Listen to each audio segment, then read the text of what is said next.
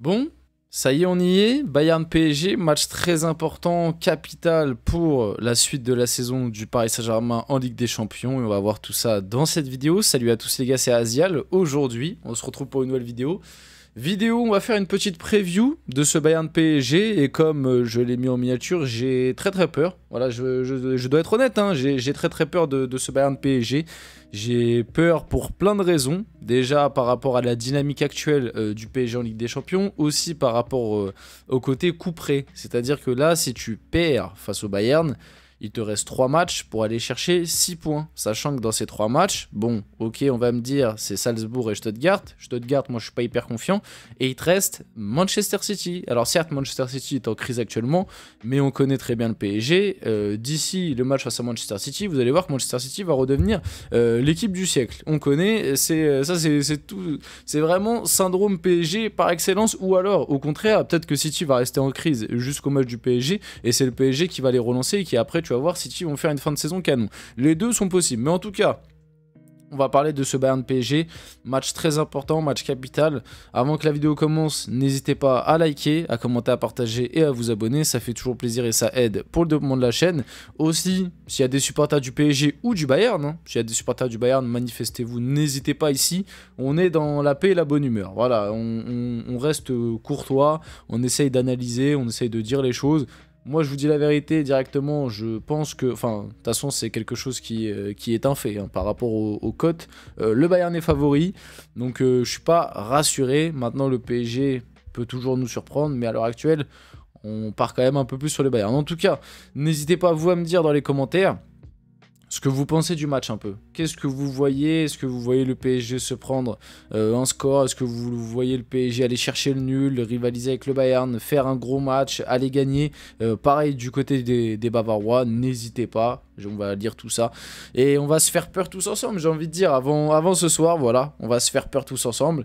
Et en vrai, grosse hâte malgré tout. Hein. J'ai hâte de voir ce match.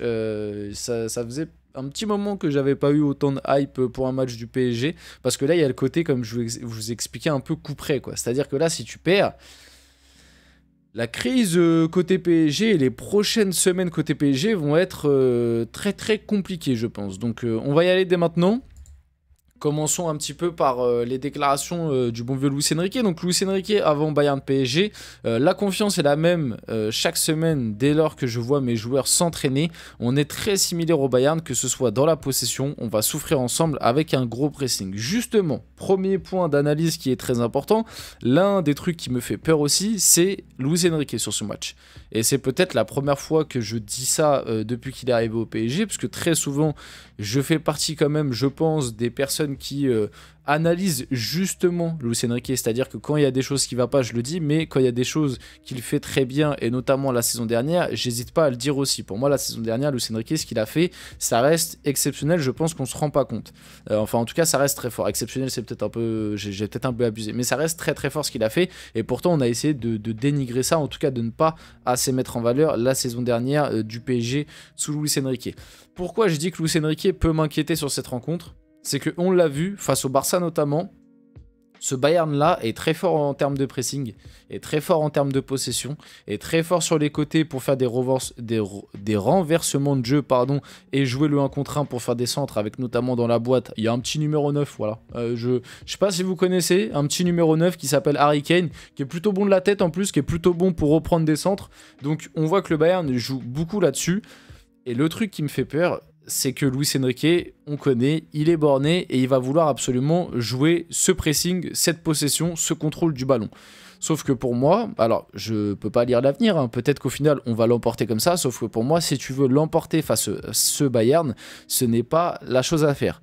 Ce n'est pas la chose à faire parce que pour moi, le Bayern a plus de qualité en Ligue des Champions au milieu de terrain, a plus de qualité sur les côtés, peut nous faire très mal parce qu'on connaît, on a des forces mais on a aussi des faiblesses. Les latéraux qu'on a sont pas les meilleurs défenseurs au monde.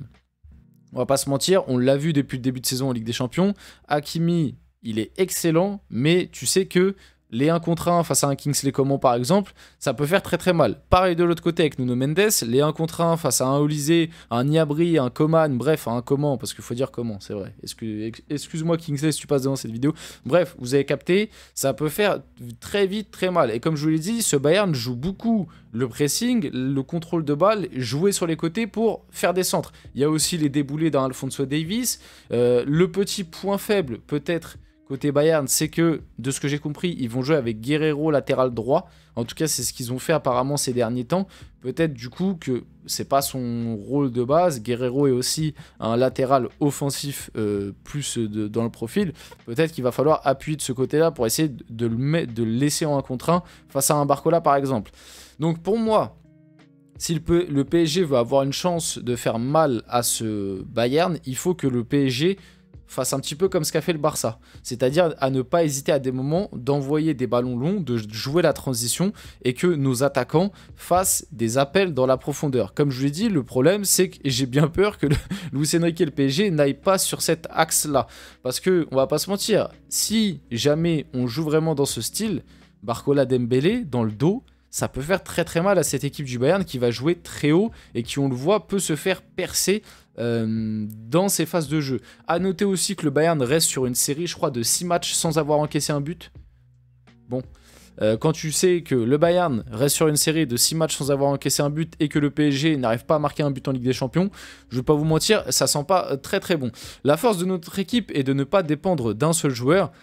Alors, en Ligue des Champions, ça peut être une force comme ça peut être aussi une faiblesse. Et pour moi, depuis le début de la saison, justement, on l'a vu, c'est plus une faiblesse pour le PSG qu'une force, puisque tu n'as pas ce joueur référence. Enfin, ça pourrait être Dembélé, mais le problème de Dembélé, c'est que moi, je trouve que Dembélé en Ligue des Champions, si je dois être 100% honnête, il a un petit peu porté l'attaque.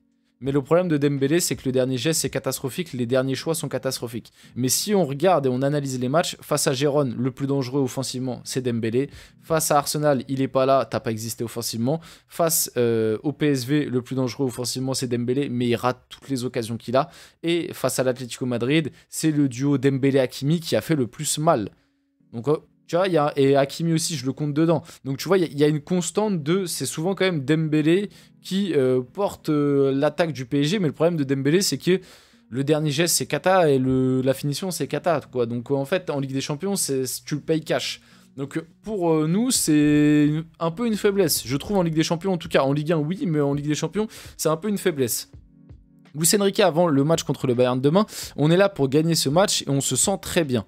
Bon, il avait dit pareil avant le PSV et avant Arsenal. Bon, il avait dit pareil avant Arsenal, hein, je me rappelle très très bien. Bon, on a pris 2-0, on n'a pas beaucoup existé.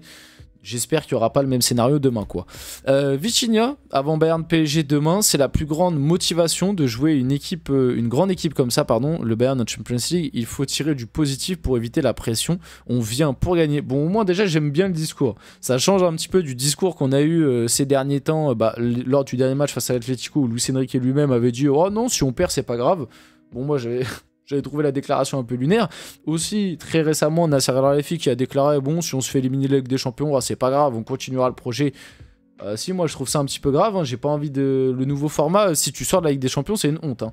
Autant, il y a certaines saisons, dans l'ancien format, où si t'avais des poules un peu de la mort, tu finis 3ème, ça pouvait être explicable. Enfin, c'était quand même la honte, mais ça pouvait être explicable, aller à la limite. Mais alors, cette année, si t'es pas dans les meilleures 24 équipes européennes, moi, je trouve ça un peu honteux. Et du coup, pour finir, on a le groupe du PSG pour le déplacement à Munich pour défier le Bayern demain. Enfin, aujourd'hui, du coup, Gonzalo Ramos, Kimpembe de retour dans le groupe, à la surprise générale. Il n'y a pas de Mayulu et pas de Lucas Hernandez qui sont blessés. Si je ne me trompe pas, pour Mayulu, il me semble aussi qu'il est touché. Donc voilà, vite fait, si on doit faire on finit là-dessus, hein, on parle un peu de la compo. Moi, quelle compo j'aimerais demain pour le Bayern? Je vais vous surprendre, mais j'aimerais bien Colomoni. Justement pour... En fait j'aimerais bien Colomoni si Luis Enrique s'adapte.